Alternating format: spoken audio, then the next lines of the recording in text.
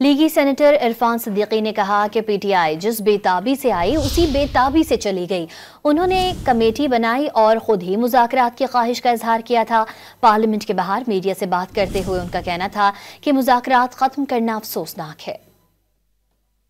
میری گزارش صرف اتنی ہے کہ مذاکرات کا یہ عمل ان کی پیش رفت پہ شروع ہوا تھا۔ 5 دسمبر کو ایک کمیٹی انہوں نے قائم کی تھی اور خود خواہش کی تھی کہ ہم بات چیت کرنا چاہتے ہیں۔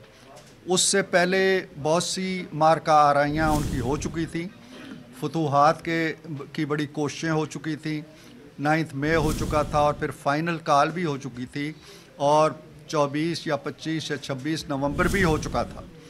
اس کے بعد انہوں نے شاید محسوس کیا کہ اب ہمارے پاس مارکہ آرائی کے بجائے مذاکرات کا اور گفتگو کا راستہ باقی رہ گیا ہے، سو انہوں نے ایک کمیٹی بنا دی۔ ہم نے ڈیلیبریشنز کی، مذاکرات آپس میں کیے، سنجیدگی سے کیے، پرسوں بھی 2 گھنٹے بیٹھے، آج بھی 2 گھنٹے بیٹھے، ہمارا کل بھی بیٹھنا طے تھا، لیکن آج جو انہوں نے کہا ہے وہ میرے لیے بڑا افسوسناک ہے۔